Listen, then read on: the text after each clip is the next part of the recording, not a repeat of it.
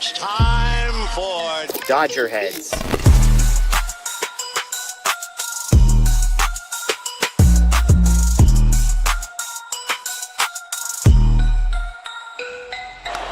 high fly ball into right field.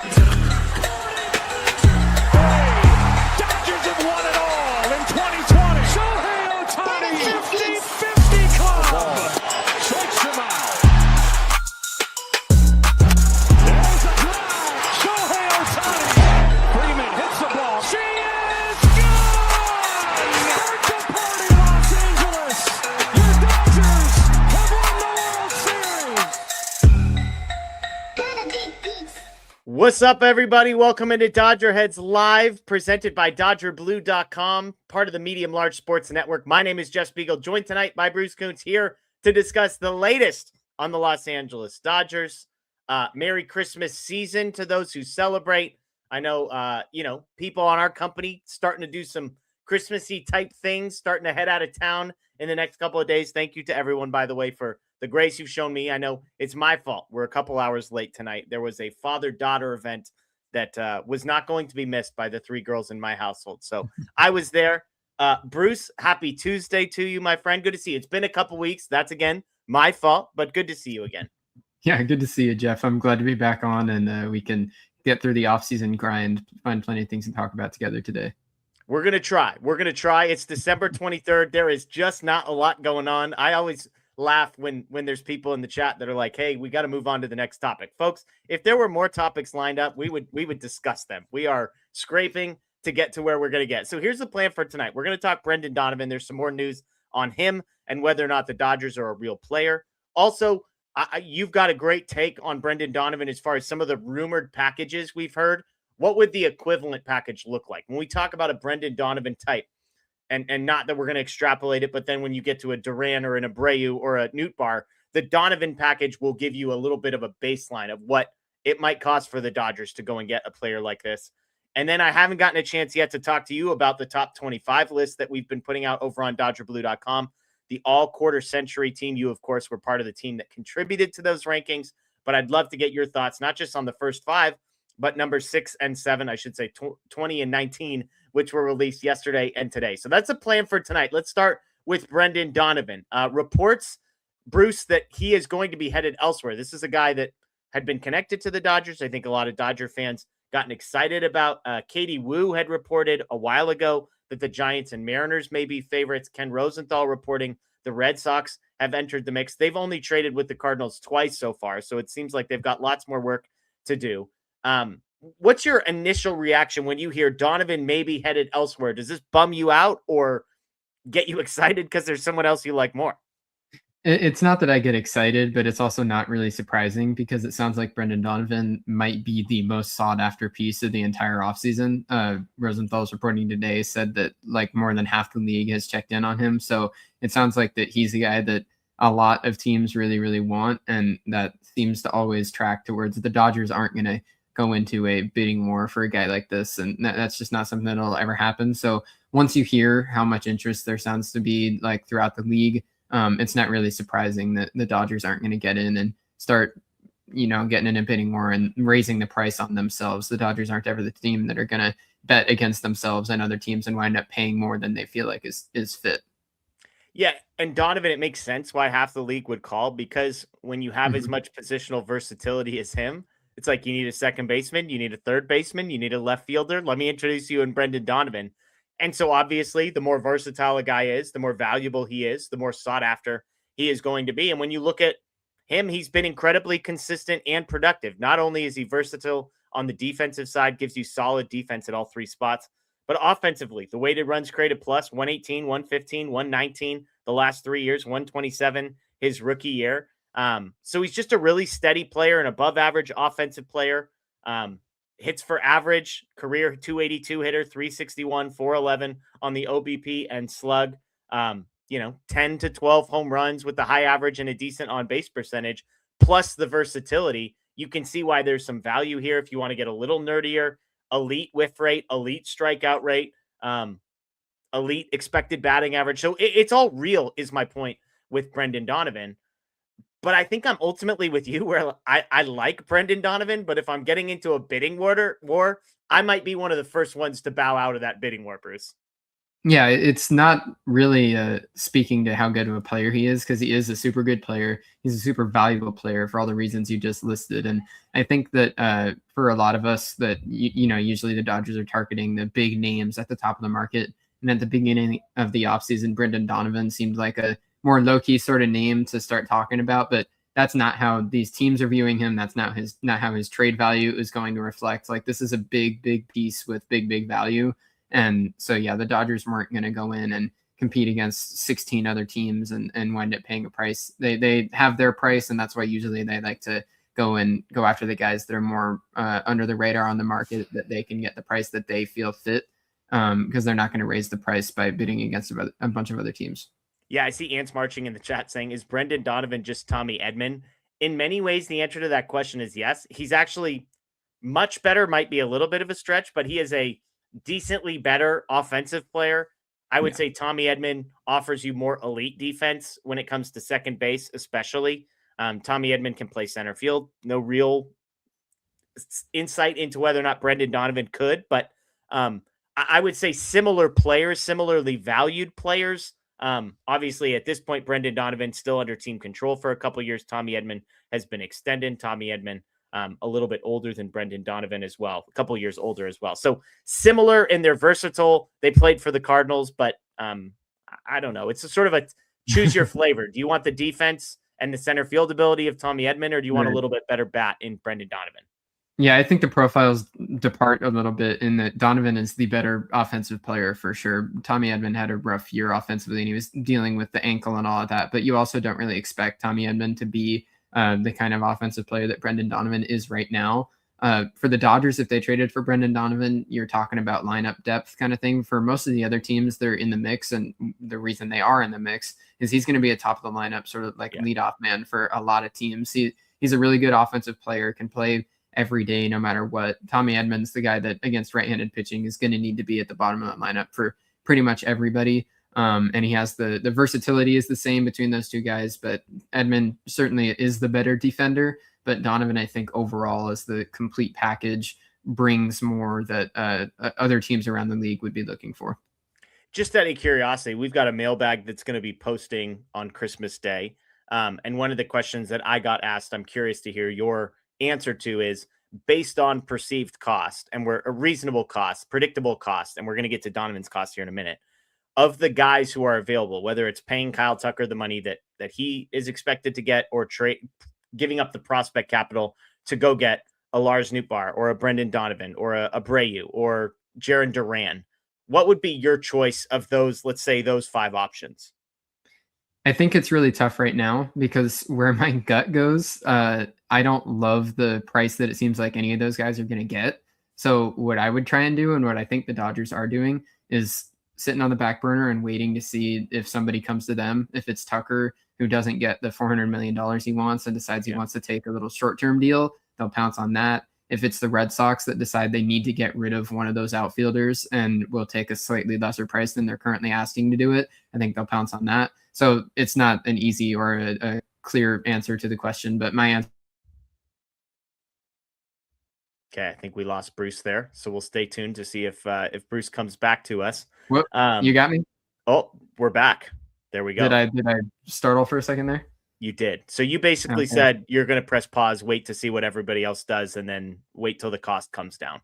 I pressed pause on my Wi-Fi too while I gave the answer. Perfect. But yeah, I'm going to wait and hope that the price comes down a little bit to a place that's more reasonable. So I don't know if I was saying that before I went out or not, but it's not a clear answer to the question. It's not the really answer that you're looking for there. If you're just in a vacuum saying which one of the players makes the most sense, even at the price that they're talking, I hope that Yasiel Abreu becomes more of a possibility than it sounds like he is, because he really intrigues me as a guy that can be the strong side of the platoon with Alex Call, play a Gold Glove caliber right field with team control, plenty good enough to be in the 5-6 sort of range in the lineup against righties. I think that's the guy that I'm looking at the most.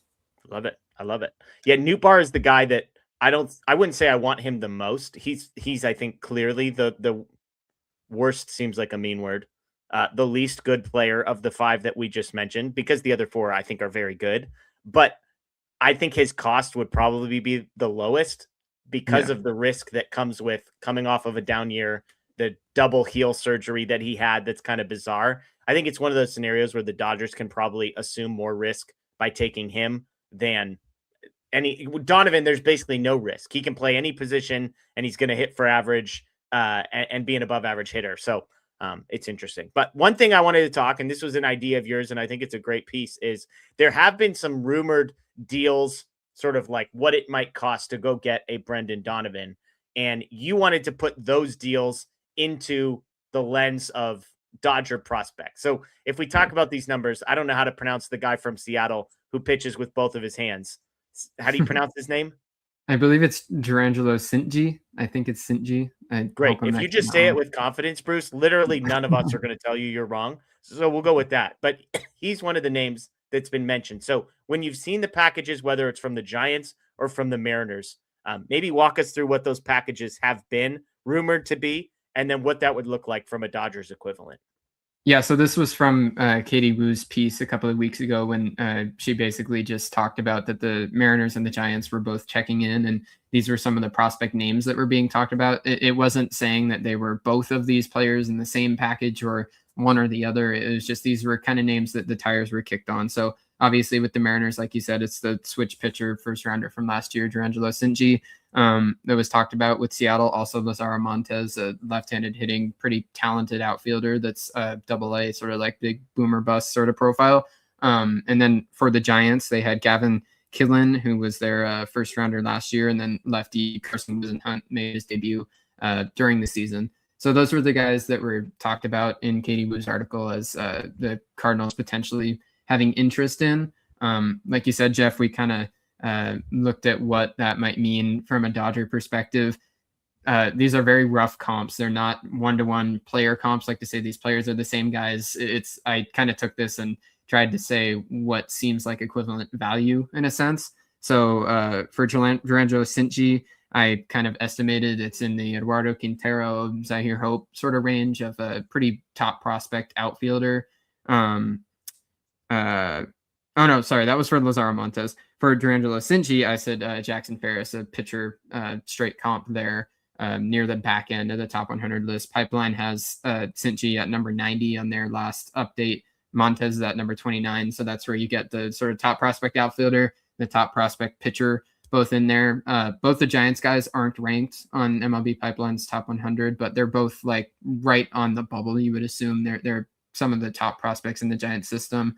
Pipeline had Killen at number 3 and Wisenhunt at number 7 in the Giants system. So I estimated that to be Killen sort of comped to Emo Morales, exactly number 100 on the Pipeline list, the Dodger single A shortstop prospect. And then for Wisenhunt, this is my least favorite comp on the entire list because Wisenhunt made his debut last year. Adam Serwinowski is quite a ways away, like 4 years younger, but lefty pitcher sort of close comp. So those are all really good players that I'm mentioning, long-winded to get there, but it sort of should put in perspective that it's not going to be cheap. Whoever winds up trading for Brendan Donovan, there's going to be pieces that you've heard of going back. You're not saying, well, let me rephrase. Are you saying that it could cost something like a Quintero and Ferris package, or one of those guys packaged with an Emil Morales, Serwinowski type? My guess is yes. I think that it will probably end up costing that sort of range. That's not what Katie Wu said. She just threw out those names like as these are players that the Cardinals have checked in on. So it wasn't saying that it was both those guys like as a package from those two teams. But I think when you hear more than half the league is checked in on the guy, when you already know the value that it seems like he's going to bring, I think it's going to be top prospects going back multiple guys for Brendan Donovan. Yeah, man, that's a lot. That's a lot for a guy that is good. You know, it's like a 115 weighted runs created plus some versatility, plays defense. But man, Quintero and Ferris, like I'm sort of hoping to get back more than a Brendan Donovan, which is why I'm kind of in the like, well, what's the Jarren Duran cost then? Like, because Jarren Duran, from a overall production standpoint, it feels like the ceiling is a lot higher. I I believe there's 1 extra year of team control on Jarren Duran as well. So, but man, I don't know. That, like, to me, if it's Quintero and Ferris to go get 2 years of Brendan Donovan, and I'm not, I try my hardest not to be a prospect hugger. That just feels like, okay, we're gonna go get a good to really good player, but to give up that type of prospect capital, I feel like I need to be getting a higher ceiling, I think, than Brendan Donovan offers me. I do think Brendan Donovan, even his floor, is a really good player. And Yeah. I don't think that it's the strict profile of like you're just trading for the floor. He's a really good player at his ceiling too. It might not be like you're talking about Jarren Duran, like a 7 WAR kind of ceiling. It might not be that high, but his best years, Brendan Donovan is like a potential all-star kind of guy. I think he could be that good because he's a really good hitter. And then just the overall versatility and the value that brings that might not even show up in something like a wins above replacement calculation. He's a great player, so I don't think that should be lost at all. I'm not saying that you are losing it, but and the guess of Quintero Ferris, that sort of being a package estimate, I'm just guessing that I think that it could cost something like both those guys, but I truly do think that it's going to wind up being whoever Donovan gets traded to. We're all going to see that cost, and we're all going to say, okay, makes sense that the Dodgers weren't really in on this because it's going to be something big. Yeah. And that's part of it to what you're saying. Like, what's the projection on Donovan? This is a guy who's basically been a 3-win player the last 2 seasons. I guess you could say kind of the last 3 seasons because he's battled some injuries. Again, to me, he's a floor player, and I don't mean that to be insulting. It's like, you know exactly what you're getting. The weighted runs created plus has been basically identical for 3 straight years.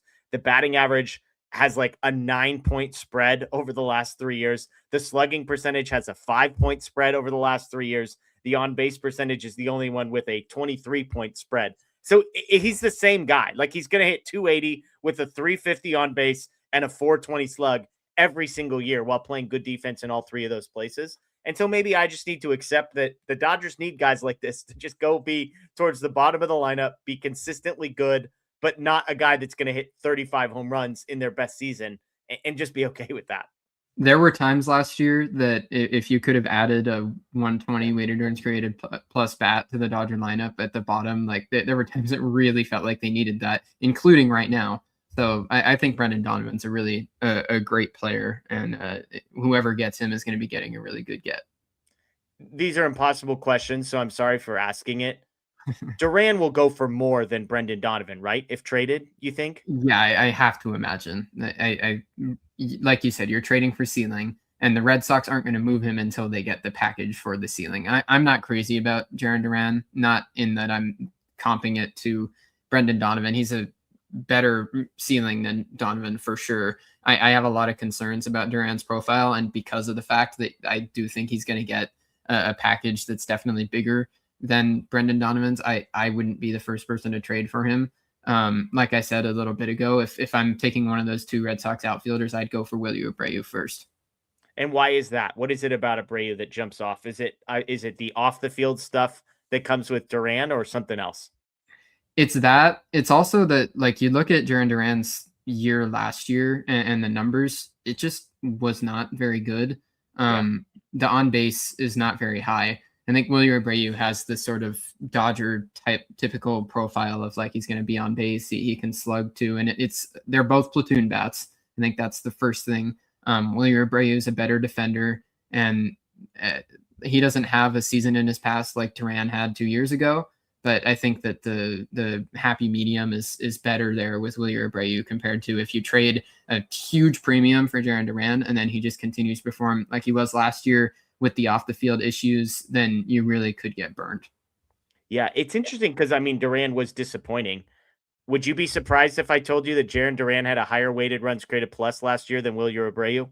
No, because Abreu wasn't great either, but I think a lot of it to me is seeing the reaction of a lot of Red Sox people. Like they've been wanting Jarren Duran gone for like all of last year, when by the time Roman Anthony came up, their first way to make it work was to get rid of Jarren Duran. And to me, that spoke a lot to, that's not the guy that I would sell the entire farm for.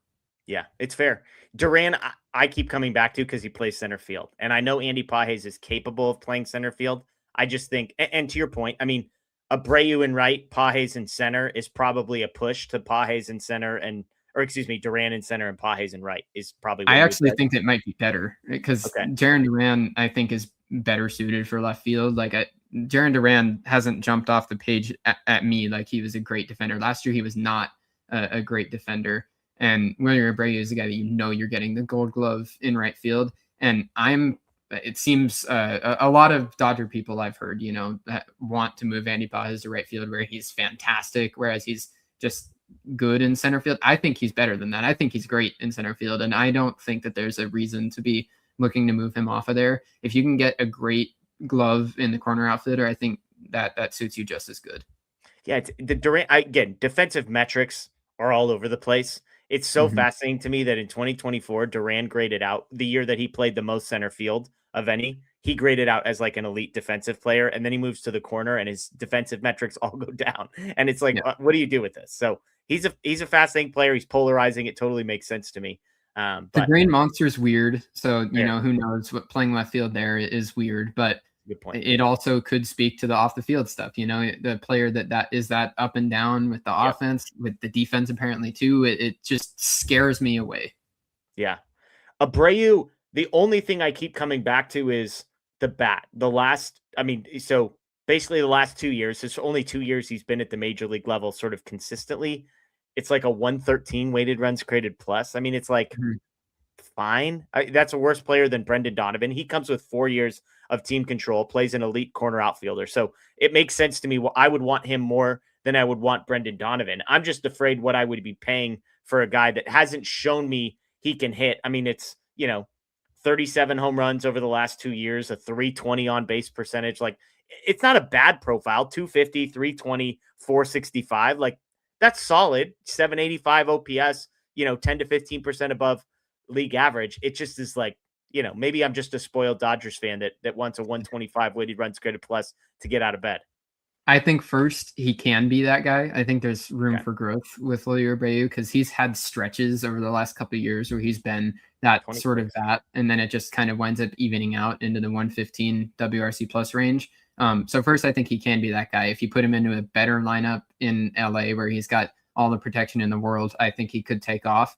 And then worst case scenario, you're trading for, I think, 4 years of team control for a Gold Glove right fielder that's going to be steady enough. And he fits what the Dodgers need really well because knowing Alex Call is going to be needing to play somewhere, that platoon is a very good platoon of William Abreu and Alex Call. You're getting at least a league average bat, I think, on both sides of that. And then solid defense in right field, great defense from William Abreu.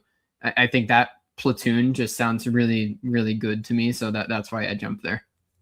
Yeah. And I guess looking at some of the metrics, I mean, 77th percentile barrel rate, 80th percentile expected slugging rate. So maybe there's a little bit more in there, although the strikeout rate, there's some other numbers concerning, but he's a guy that Fabian Ardaya, when he came on our show at the basically beginning of the offseason, he mentioned his name and I was like, wait a minute, what? I haven't heard anybody talk about William Abreu. And Fabian's really smart when he comes on this show. I feel like he does a great job of trying not to say anything, or at least trying to say things without saying them. So when he mentions a guy's name that's off the radar, I'm like, I don't think he's saying that because he read it somewhere on somebody else's article. I think he's saying that because somehow it's come up in conversation. So something to, who knows?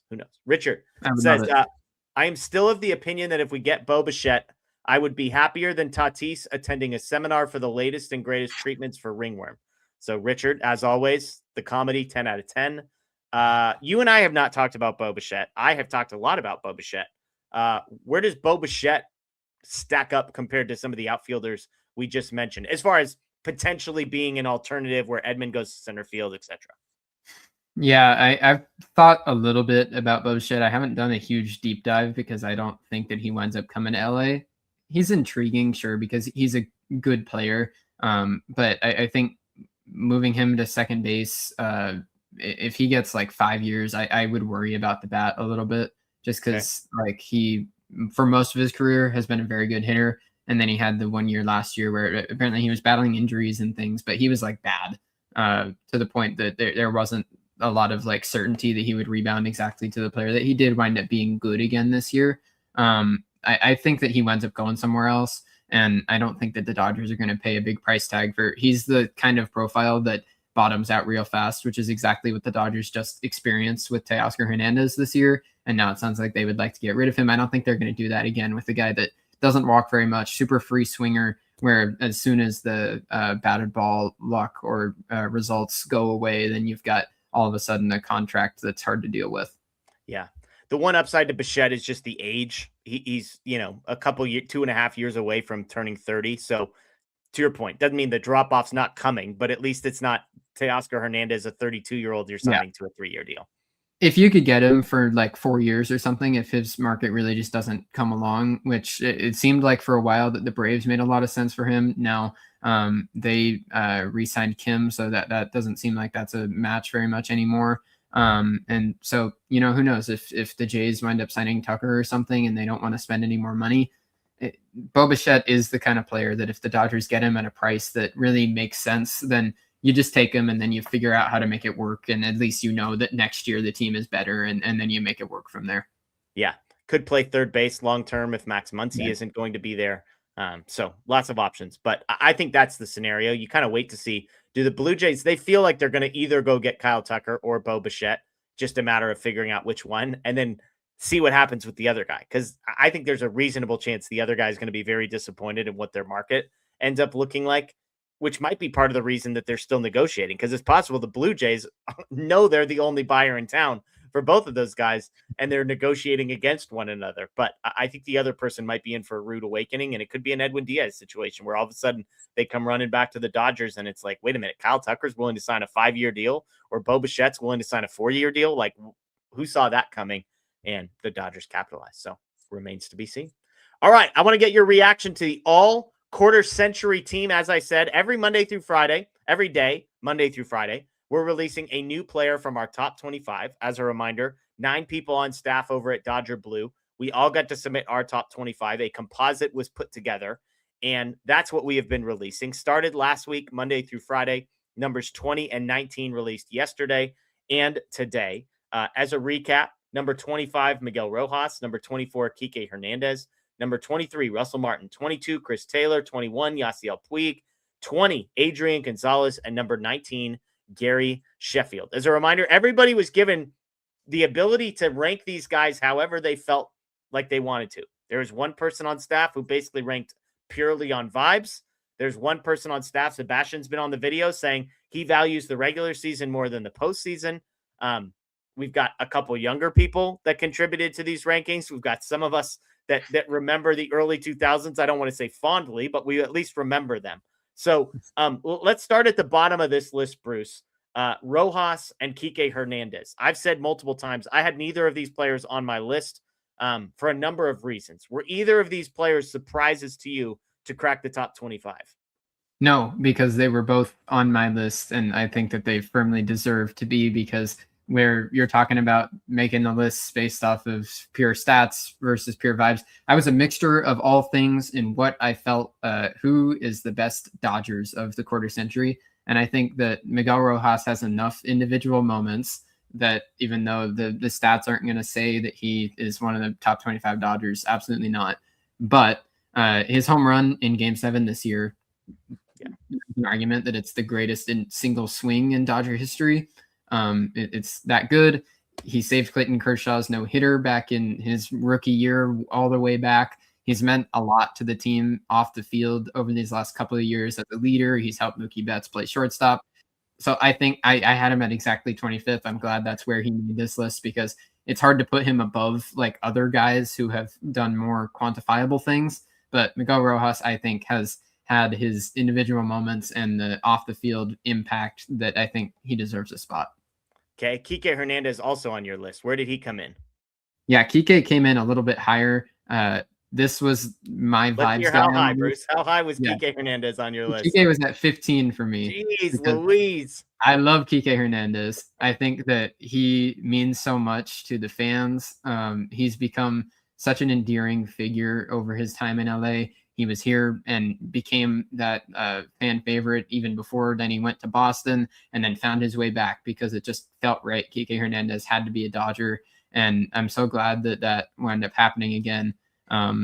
I think of all the guys that we talk about when I made my list, it was about how much you mean to the Dodgers over this 25-year stretch to begin the century. And I think Kike means so much to the team in so many ways, to the fan base, in the glue of the locker room.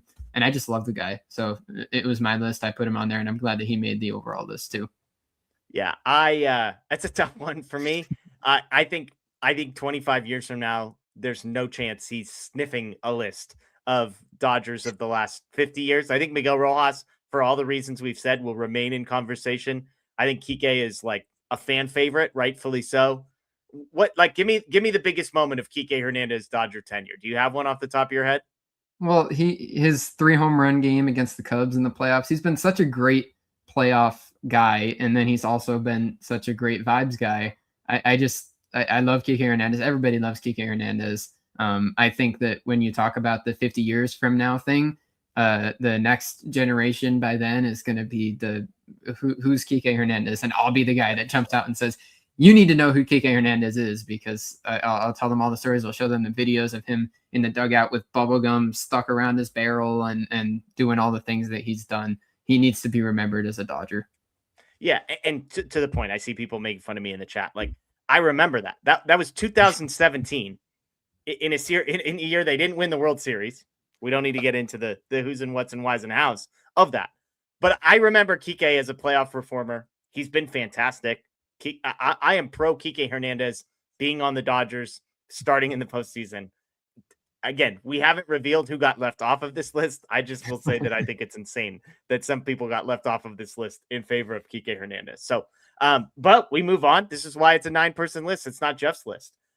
Russell Martin, I'm going to go out on a limb just based on your age alone that Russell Martin did not make your list. Is that fair, or did he crack it? No, he made my list. I'll give you a fun fact. You're a big WAR guy. I am, but Russell Martin also was my first ever jersey. Okay, let's go, Bruce. Yeah. Okay, so no issues with Russell Martin cracking this list. No, none at all. I think that he has to be here, not only for the statistical output that he had, but he also was just one of those guys that helped turn the Dodgers back into the powerhouse that they are now. He was there at the beginning. It's sort of similar to Kike, and then he was there, he left, he came back, and he feels like a Dodger that deserves recognition. Okay, Chris Taylor next on this list. Was he on your list? Yes, and I think it's crazy if anybody left Chris Taylor off their list. They have to be off my list, not ranked in Jeff's list. You're so crazy. You left Kike Hernandez and Chris Taylor off your list. You just hate the Miguel fun Rojas. utility guys. And Miguel Rojas. Come on. Rojas, you could talk me into. Taylor would be ahead of Kike for me. His first 2 seasons in LA, 8 wins above replacement, basically all downhill from there. He's a quantity over quality guy, and I don't mean that as a negative thing. Like, it was 8.5 years, huge wild card walk-off, obviously sour taste in the mouth with how it ended. Again, I think so much of this comes down to how you rank things. And like, Chris Taylor was like, he had 2 really, really good years. And then other than that was like solid. He was fine. He was like a utility player. He wasn't, a major difference maker, I wouldn't say. He was just a good player. This is the top 25 Dodgers of the last 25 years. Like, we're talking about, 200 players, 250 players that have come through, more than that, 500 players that have come through that time frame. So I don't think it's disrespectful to have some of these guys in the 26 to 30 range. But again, we have not revealed who did not make the list. I will just say that I had some other guys on my list. I really valued when I was making my list. It's going to sound like just because I'm younger, and it is true that it's because I'm younger, but the guys that have been on the team for the championships, that really matters to me. And Chris Taylor was a really big part of the Dodger turnaround, picking him up from Seattle when he was a nobody. He was the leadoff man in 2017 for the first ever Dodger World Series run of my lifetime. He was fantastic. And I really think that even just boiling it down to like 2 years, I think he should be extended more than that in terms of how long he was a really good Dodger. And the stats were up and down after the very beginning, but he was a guy that really mattered to the roster for the 2017 pennant, the 2018 pennant, for the 2020 World Series. He had the walk-off in the wildcard game in 2021, and he was always there to step up whenever the Dodgers needed somebody. He played every position on the field dang near. And I think that it's going back to the same point I made about Kike of Chris Taylor is certainly a different personality sort of thing, but he was a glue of the team for 2 different World Series, got another ring this year, even though he wasn't on the team in the postseason. And I just think he meant a lot to the organization, and he was here for so long that he had to be on my list. He made my list at 18. Okay. He was 27th on my list for what it's worth. Oh, you ranked him all the way out. How far did you rank yours? I had 5 guys on my just missed that were like in contention. Yeah. Kike and Miguel Rojas were not on that group either, for what it's worth.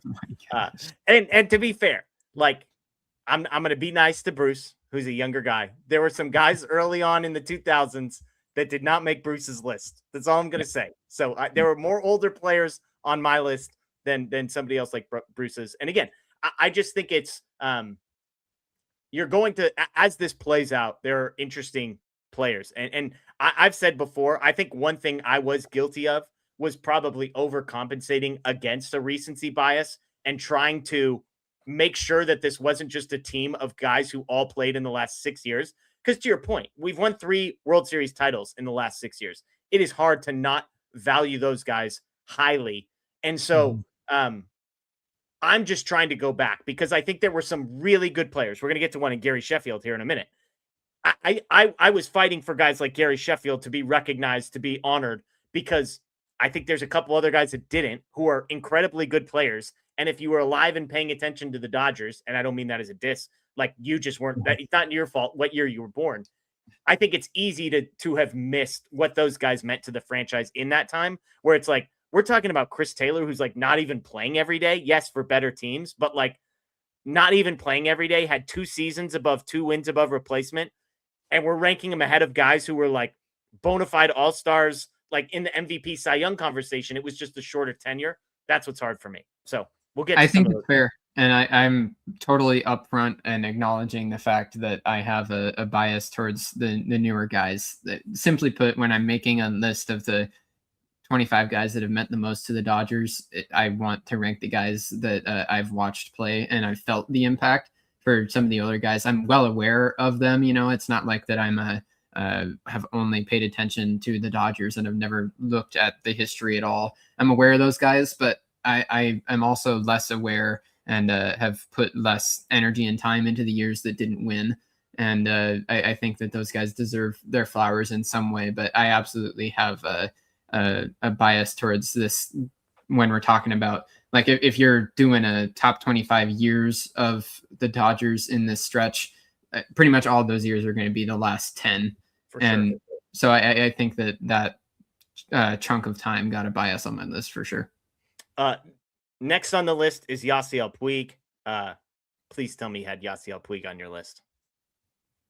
No. Off the field stuff or? Yeah. Puig was such a hero to the fan base and to the team. He was a cult hero, but after he left, I didn't want to put him on my list. Fair. I think him and Julio were 2 players that everybody dealt with differently as far as how they decided to rank or not to rank those guys. So makes total sense to me.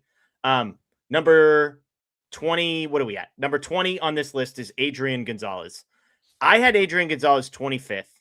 And I thought I was actually going to be an anomaly by having him ranked, because Adrian Gonzalez, when you go by the numbers, you can't really justify having Adrian Gonzalez inside the top 25. And yet this is one of those players that what he meant to the organization, what his acquisition meant to the organization, who he was as a Mexican-American, like all those things I think mattered and were significant. So I was pleasantly surprised that he actually, I think he's ranked too high. Like I was like, he should be ranked, guys, but I don't think he needs to be this high. But I had him 25th. He comes in at number 20 on our list. 9.1 wins above replacement over his first 3 years. Played every day, hit 25 bombs, good defense. So did you have Adrian Gonzalez ranked? I did. I actually had him a couple spots higher than the 20th he came in. I had him at 17, 1 spot ahead of Chris Taylor. He was face of the team in the transitional period to become the winning organization they were now. And I think that he did a lot of the groundwork, laying the foundation for what the Dodgers grew into.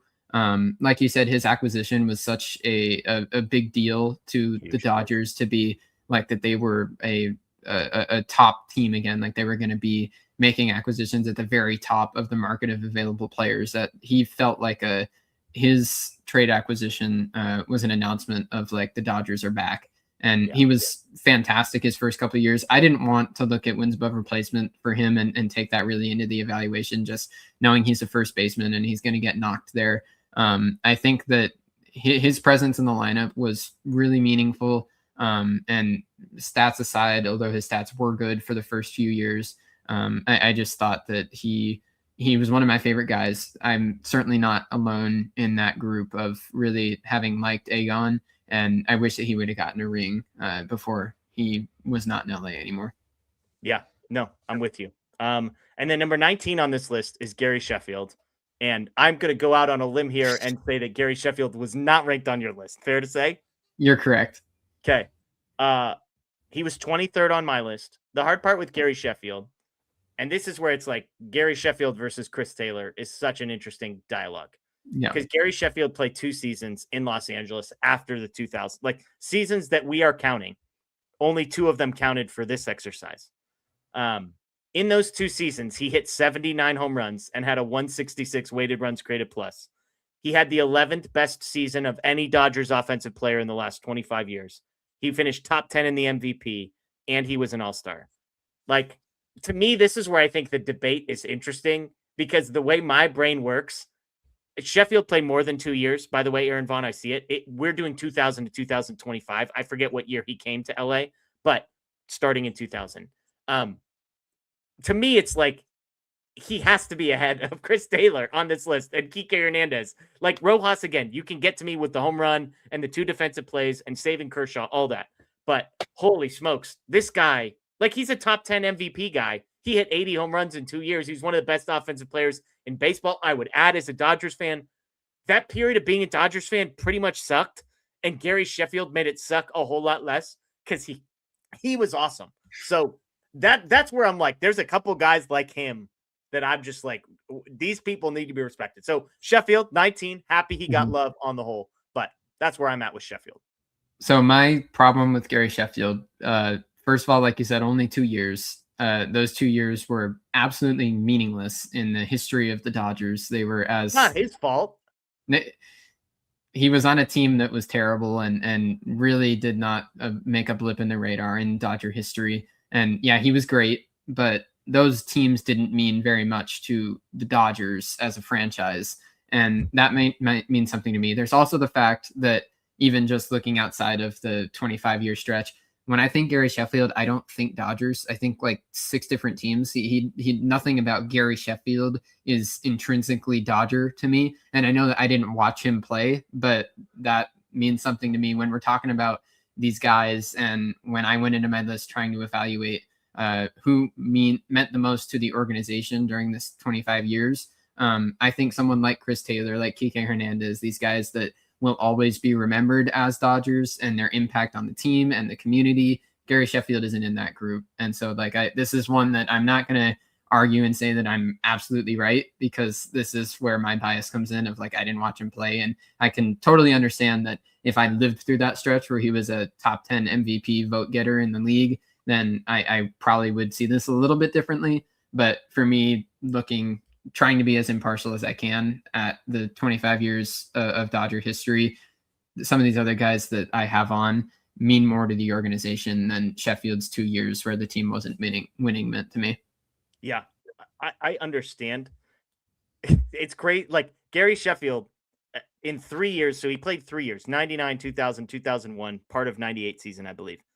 In the 3.5 seasons he played compared to the 8 and change on both sides seasons that Chris Taylor played, Gary Sheffield had a higher WAR than Chris Taylor in 3 years than Taylor had in basically 9. So I understand like the team didn't win anything. I just think that's hard to make that case in baseball. Like Mike Trout would be behind Chris Taylor on this list if he had played his entire career as a Dodger too. Like, you know what I'm saying? Like Mike Trout's one of the greatest players to ever play baseball, and his team is Shohei Ohtani. Like no team success. So I think I understand what you're saying, and it's hard. Like Miguel Rojas is going to be ranked ahead, and the only reason is because Miguel Rojas came up with one out in the 9th inning of Game 7. Gary Sheffield was never in that spot. We have no idea what he would have done in that position. So that's where it's tricky to me of like, how do we quantify this versus that? And I don't think it's like, I don't even mean to say you're objectively wrong. I think that's what makes it tricky is, yes, Chris Taylor hit bigger home runs because he was playing for a team that was winning. I can assure you Gary Sheffield meant way more to his team in 2 years than Chris Taylor did in the 9 that he was here. He just happened to be surrounded by studs everywhere. Yeah, and I think you're totally right. But I think that if he was a Dodger for longer, like when you're talking about teams that didn't win, I think the way that you can make up for that and still be worthy of making this list, and in my eyes, when I was making it, you have to be on the team for longer than the 2 years that we're considering and the 3.5 overall. Because there are guys on this list that were on the team when they didn't win World Series, and that we're going to have those guys that I certainly had. Russell Martin's already one of them that we talked about. Even Adrian Gonzalez was pretty much already not his player when the Dodgers were really starting to get kicked into powerhouse territory. But Sheffield only being on the team for 2 years that we're considering 3.5 didn't make up for the fact that he wasn't on winning teams for me. And I know that that isn't something that he can be squarely blamed for, but it does mean something to me in that even though he didn't have the chance for those postseason moments and stuff like that, it has to mean something whether you're winning or not.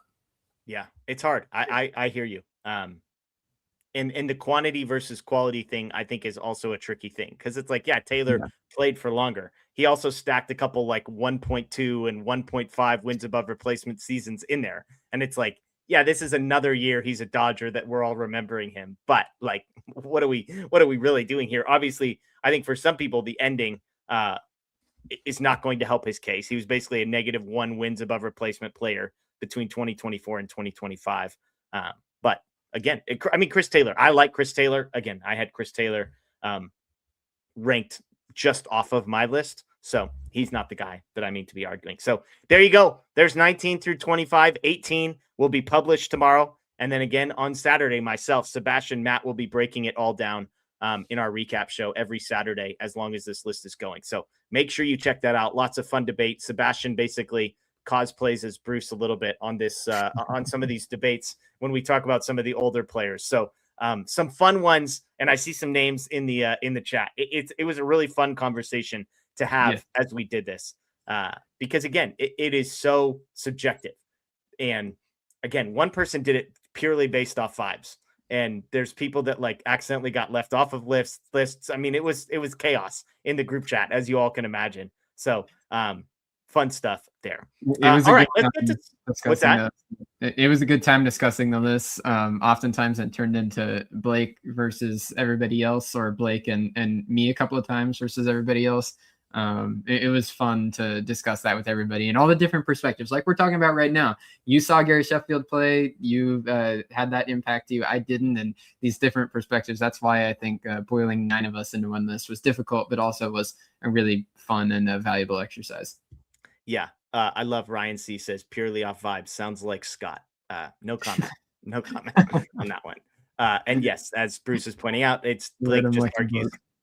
Blake just argues with everybody, and I've just learned to keep it moving on that. So were there players? I can't remember. Russell Martin was one of the guys that I kind of fought for in the group chat to be included, because there were a few times where we got down to the last 5 or 6 guys, and it was like, all right, 1 or 2 of these names has to come off. Martin was a guy I was pushing for. Was there somebody on that back end that you felt yourself defending? I'm trying to think back in the actual text and remember how much I participated in actually texting and not just mentally thinking about it. But I think that I advocated for Miguel Rojas actually in text form and saying that he should be on there for the moments that he's had and how much those moments have meant to the org. Yeah, that's fair. Again, he wasn't in my top 30, but I am probably most comfortable with him because of the unquantifiable like individual plays. It's like, okay, if you're part of 4 of the most important Dodger moments of the last, like, I'm including Kershaw's no-hitter in this as a ardent Kershaw defender. That one counts. Mm-hmm. Game 6, game ender, game 7 play at the plate, and then the home run. You can talk me into Rojas. A lot of my arguing in the group chat came from trying to move guys up the list further when I'm not going to say names because we're not there yet in the reveal, but I was trying to move some guys up and stuff like that. I also saw someone in the chat ask, and I think I should answer it just for, somebody just answered, but I'm 21. So that's relevant for the discussion of what players I've watched. I was born in 2004. So that can kind of place you where I am in my Dodger, who I've actually watched play. Do you know off the top of your head, what was you don't have to tell me who the player was, but Mm-hmm. how high up the list did you have a guy that didn't end up on the final list? I had number 20 was the highest ranked player who didn't end up ranked for me. You mean the my 20th ranked player on the list that I submitted did not end up on the top 25, but that was the highest ranked player to come off of the list. So all in all, that felt pretty good to me. I'm looking at mine. I would need to look at the finalized list again because I don't have that up in front of me. I don't think Jock Peterson is on it. Okay, correct. Okay, yeah, I had him at 19th. So okay. Jock was another guy that I absolutely loved his rookie year. I saw him play in Albuquerque in person before he made his debut and really latched onto him as a guy that I was going to be a super fan of. And yeah, another World Series winner. So that means a lot, as everybody can probably tell. For my list, I really cared about the guys that won World Series. Yeah, there you go. All right, let's get to some questions. All caps questions. If you've got anything for us, we will get to a few of these. So far, here we go. Victor wants to know who from the Dodgers farm is ready for the big leagues. I would say the guy that when we've had this question asked previously this offseason about who I think debuts next year, I think Jackson Ferris gets a cup of coffee at some point. I think he's close. He's also young, so it could not happen if they just really want to season him. But I think a start late in the year at some point would make sense for him. I also think James Tibbs, Zach Earhart are outfielders that could get brought up at some point if a need arises, and they're moving through the system pretty fast, especially for Tibbs. Like if somebody gets hurt in the outfield and the Dodgers just need a guy to come up and platoon for a little bit, I think he might be capable of that by the time you get to midseason. Doing the mailbag that's going to post on Thursday, I went and looked at Earhart and James Tibbs. First of all, it's so hilarious that the Dodgers trade for dudes, and you can look on Fangraphs at like what they were doing before they got to LA, and then as soon as they show up in Tulsa or wherever, and it's like, oh, their weighted runs created plus just went up 40 points, like immediately. In both of those guys' case, you're like, the freaking Dodgers. It's got to be the worst trading with them. I thought that you were going to say the hilarious part was the fact they got those guys for Dustin May, which is also hilarious. Really hilarious. Yeah. But I dug into a little bit to Earhart and Tibbs, and I'm like, I mean, both these guys likely going to start the season to AAA. Is that fair? I don't know. They don't have to. They're both like newer in AA. They haven't played full seasons there. But didn't all the top guys end up in AA by the end of the year too? DePaula and Hope did. Quintero's going to be in high A still, so they can make it work if they want those guys to stay in AA. The thing with the Dodgers, they're never going to make roster stuff move guys up or down. They're going to move them up and down when they're ready. And with those four guys all in the outfield, they can make it work if they want to. Yeah. Anyways, I think both those guys are intriguing just because of pedigree, because of how well they hit once they came over to LA. And I know Tibbs, did Earhart go to both those guys are college guys, right? Yeah, they are. So, ability to move maybe a little bit quicker, even though they are still like 22. I think they're both going to be 23 this year. So interesting ones. Aaron wants to know, what is it about Jackson Ferris that you like? His numbers went down. What am I missing? Yeah, so at the beginning of AA, he had a little bit of a tough adjustment period, but I think it got better as the year went on. And I think the thing for him is less looking at the results and knowing he was a 21-year-old in AA, and it's tough to make that jump right away. I think the arsenal looks like a guy that can be a number 3 starter in the big leagues. And I don't think he's ever going to be like a number 1, an ace or anything like that, but I think it's a safe overall repertoire. The fastball is certainly playable. He's got a sort of funky, deceptive delivery from the left side is always cool. The slider has gotten better since he got to the Dodgers, and they rekindled it to be more of a bullet slider instead of this sweepy thing that he had with the Cubs before getting traded. The curveball, I want to see him start throwing more, and it's a more loopier, slower curveball, and he's got a changeup too. So I think you look at the overall arsenal, you look at the deceptiveness of the delivery, and I think it really molds together easily to be a mid-rotation kind of guy that I have faith that he'll get there. And I also think that that's the kind of profile when he's already in Double A at age 21. A little more seasoning and sending him to the Pacific Coast League for too long isn't going to like do all that much. So I think that he's going to be close to big league ready already, just looking at the pitch mix and the command that's come along a little bit. Number 3 starter is what I see in Jackson Ferris, and that's a valuable guy to have.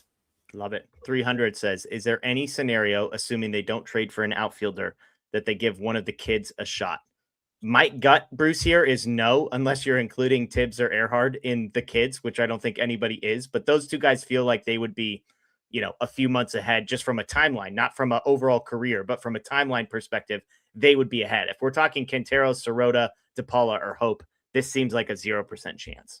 Yeah, 0% chance for those 4 that you mentioned. I think even Tibbs and Earhart are like an outside shot next year just because they're early enough in their minor league progression. Like the Dodgers aren't going to completely rush those guys, but they will move faster given that they're college bats and all of that. Even Sirota, he's a college bat, but he has very little professional experience because he didn't play his draft year. Last year he played for, I think it wound up being like 2.5 months before he hurt his knee. So there's just not a lot of seasoning there at all. Sirota needs time. I think he'll go back to high A this year. Hopefully he's ready for opening day. I have no idea what his timeline is. There hasn't really been a lot that's come out there.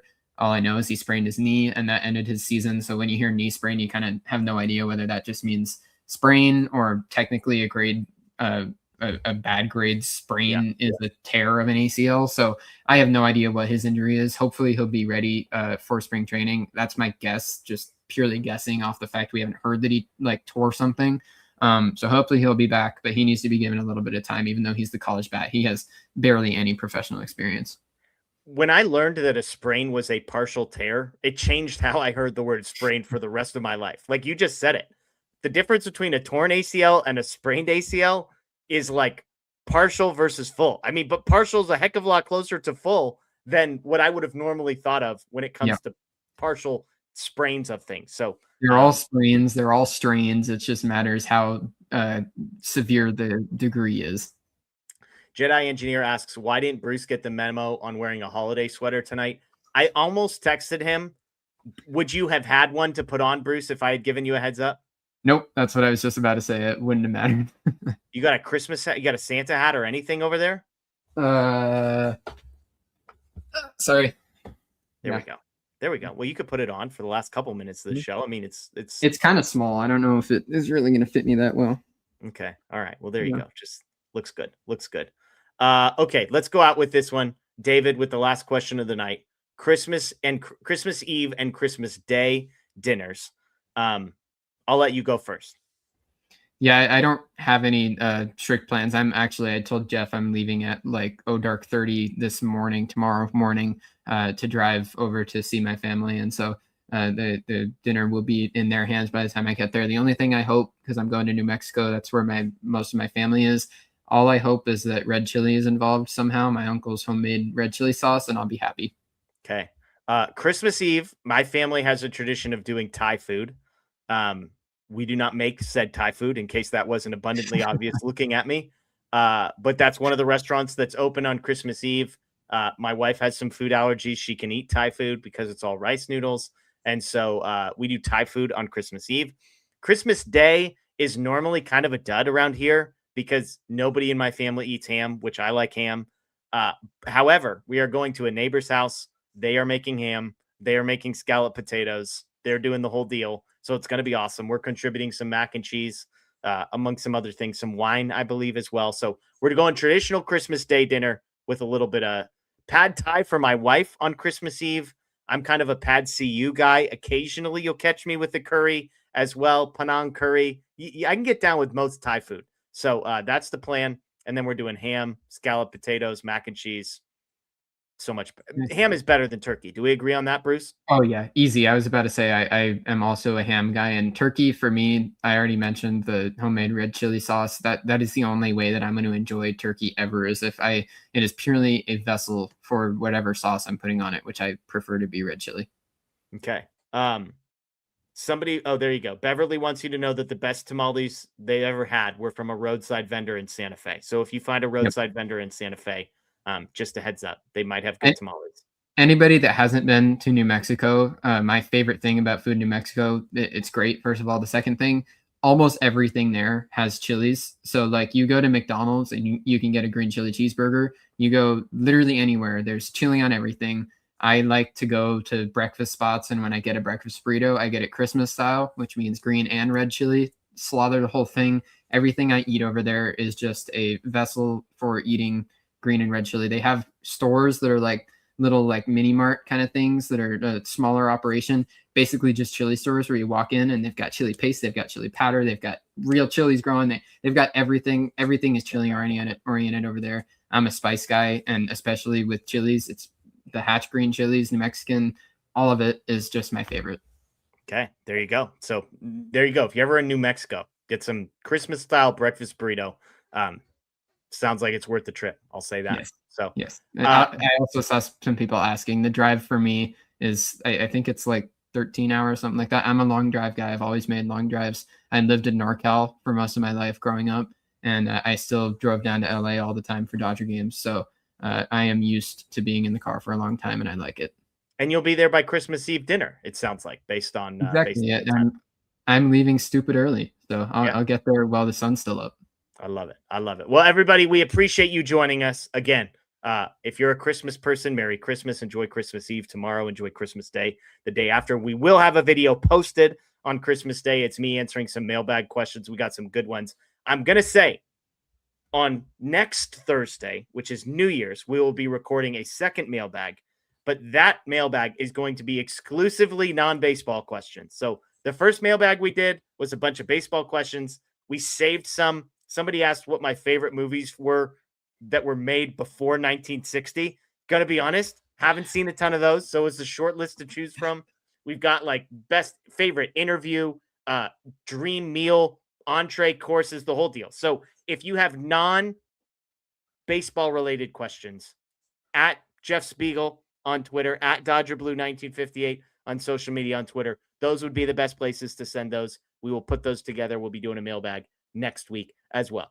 Anthony and I will be here Sunday. Bruce and I believe, will be here next Tuesday. I will be here next Tuesday. We will have a show next Tuesday. And then it'll just be the 2 Thursdays that will be recorded. So enjoy the rest of your night, everyone. Check out DodgerBlue.com, DodgerBlue1958, the Dodger Blue app. You know all that stuff. So enjoy your night. Merry Christmas. Go Dodgers. And yes, still chance.